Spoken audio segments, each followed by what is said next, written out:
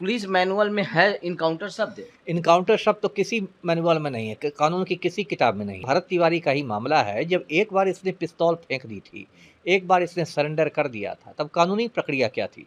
कानूनी प्रक्रिया थी कि पुलिस को इसको हिरासत में लेना चाहिए था। किसी ने सरेंडर कर दिया, आप उसको धाएँ धाएँ धाएँ धाएँ करके गोली मार देते हैं, ये तो एकदम मर्डर हो गया। और उसमें सब पर हत्या का मुकदमा चलना चाहिए, चला ही है, एफआईआर हो गया अब तो हत्या का, अब तो सबकी गर्दन फंस गई है। इस हत्या का षड्यंत्र ही मुख्यमंत्री आवास में बना है, एक अणे मार्ग में बना है। तो सम्राट चौधरी ने पटना से बताइए एसटीएफ के कमांडो भेज दिए कि भाई इसमें सम्राट चौधरी को आरोपित बनाया जाए हत्या का। जी जीते स्कूटी जीते कार। जी आपने सही सुना। लक्ष्मी ज्वेलर्स कटिहार से कृष्णा डायमंड ज्वेलरी खरीदें, लकी ड्रॉ में पार्टिसिपेट करें और कार और स्कूटी जीतने का मौका पाएं। साथ ही 25% तक की छूट पाएं सोने और चांदी के जेवर की बनाई पे और हीरे की वैल्यू पे। Lakshmi jewellers, Lakshmi complex, doctor Rajendra Prasad पथ, कटिहार। बिहार में जब से सम्राट चौधरी ने मुख्यमंत्री पद संभाला है, तब से इनकाउंटर का दौर भी शुरू हो गया है। अभी ताज़ा मामला है भोजपुर के भरत तिवारी इनकाउंटर मामला, जो काफ़ी तूल पकड़ता भी जा रहा है।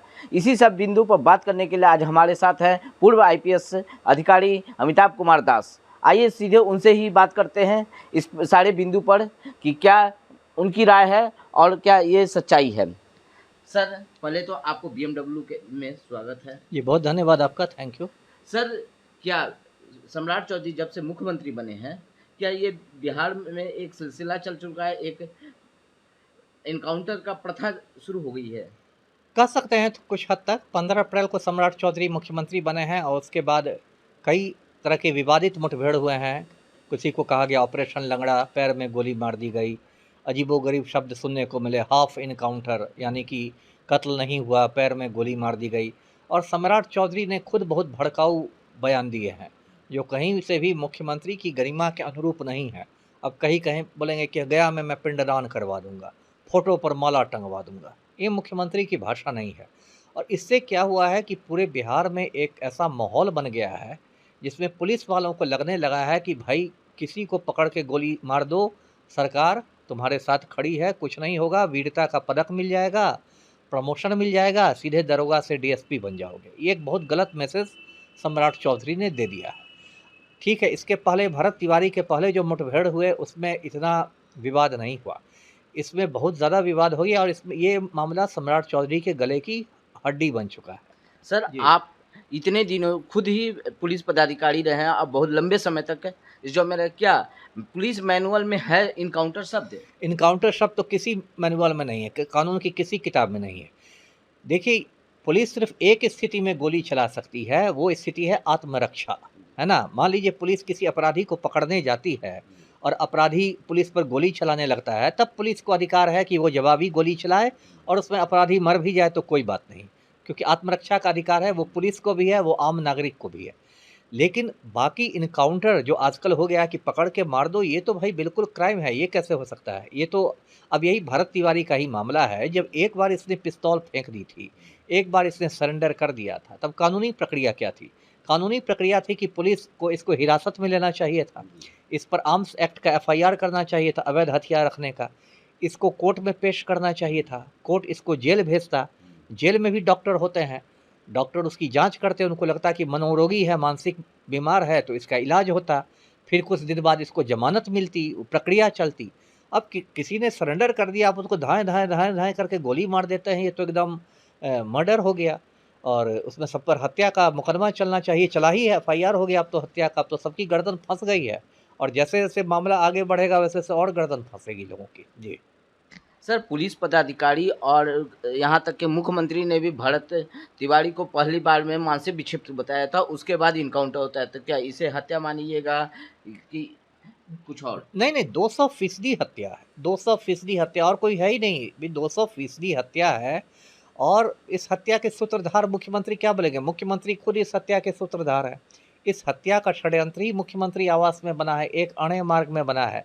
सम्राट चौधरी को उनके चमचों ने चढ़ा दिया कि हुजूर को मरवा दीजिएगा तो एकदम आपकी जय जय हो जाएगी, सब समझेंगे, पूरा देश समझ जाए कि बहुत कड़क मुख्यमंत्री आ गया है बिहार में, आपसे आला कमान एकदम भाजपा का प्रसन्न हो जाएगा।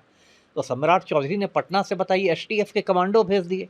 एसटीएफ भेजने का क्या औचित्य था, आप बताइए मुझे। एसटीएफ जो है स्पेशल टास्क फोर्स, उसमें कमांडो लोग होते हैं, तो वो खूंखार अपराधियों को पकड़ने के लिए होते हैं। भरत तिवारी क्या था, ये तो खूंखार छोड़ दीजिए तो सामान्य अपराधी भी नहीं था, इसका कोई आपराधिक इतिहास नहीं था। एक तो पढ़ा लिखा लड़का था, अब उसको सामाजिक कार्यकर्ता कर सकते हैं। इसके लिए एसटीएफ जाएगा पटना से, और फिर पटना मुख्यालय, पुलिस मुख्यालय से वीडियो कॉल जा रहा है एसपी भोजपुर को कि हाथी जब पागल हो जाता है तो उसको मार दिया जाता है। ये बात सांसद पप्पू यादव ने भी उठाई है, ये बात सांसद सुधाकर सिंह ने भी उठाई है। तो ये तो बहुत गंभीर बात है, और ये बात मैं भी उठाऊंगा। अभी तो आपके चैनल पर कह रहा हूँ, मैं न्यायिक आयोग के समक्ष पेश होकर कहूँगा कि भाई इसमें सम्राट चौधरी को आरोपित बनाया जाए हत्या का। जी सर, जहां भरत भूषण तिवारी की हत्या हुई, महा आंदोलन शुरू हो गया है, राजनीति पार्टी में भी हलचल हो गई है। जहां विपक्ष इसको गलत ठहरा रहा है, वहीं सत्ता पक्ष के कुछ लीडर इसको गलत ठहरा रहे हैं तो कोई सही ठहरा रहे हैं। बीजेपी के लीडर हैं नागमणि जी, वो इसे अपराधी करार दे रहे हैं, इस पर क्या कहेंगे? अब ये तो बहुत अजीब बात है, नागमणि जी कैसे हैं। अब तो ये और अजीब बात है, क्योंकि जो नागमणि जी के पूज्य पिता थे जगदेव प्रसाद, उनको भी पुलिस ने ही मार डाला था।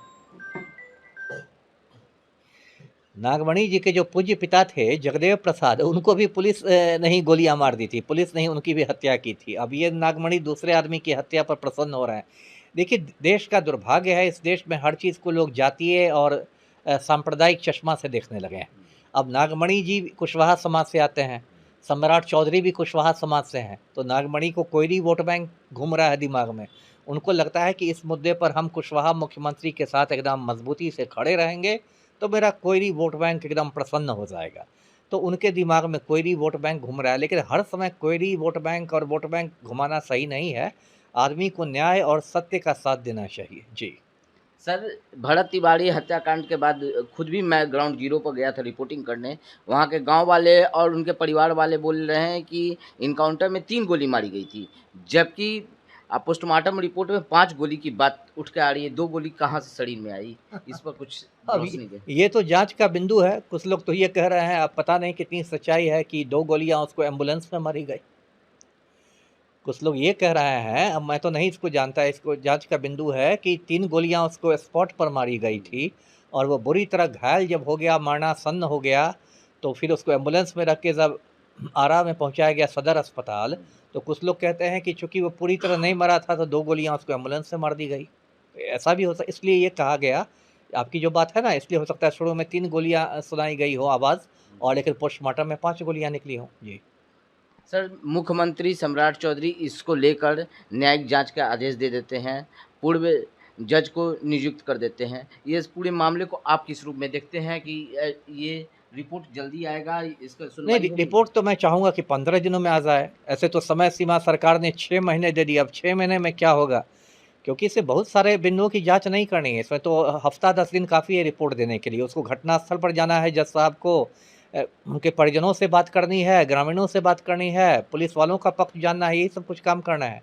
सरकार की देखिए मंशा ठीक नहीं है, सरकार की नीयत में खोट है। सरकार चाहती है कि 6 महीना इतना समय खींच दो ना कि 6 महीना होते होते मामला ठंडा जाएगा, फिर रिपोर्ट आती रहेगी, उसको हम लोग कहीं पर दाब देंगे। जैसे सरकार में डेली 50 रिपोर्ट आती है जाती है।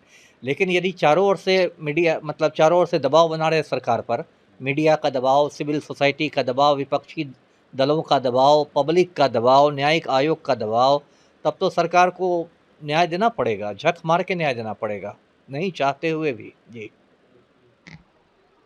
तो आप अभी सुन रहे थे पूर्व आईपीएस अमिताभ दास जी को, जो उनकी राय थी, उन्होंने अपनी राय हमारे समक्ष रखी और आपके समक्ष रखी।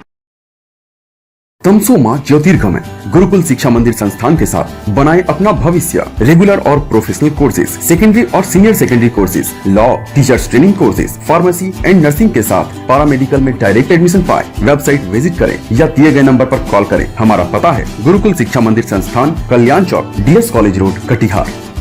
हमारा वीडियो अगर आपको अच्छा लगा हो तो आप हमारे वीडियो को लाइक करें, शेयर करें और हमारे चैनल को सब्सक्राइब जरूर करें।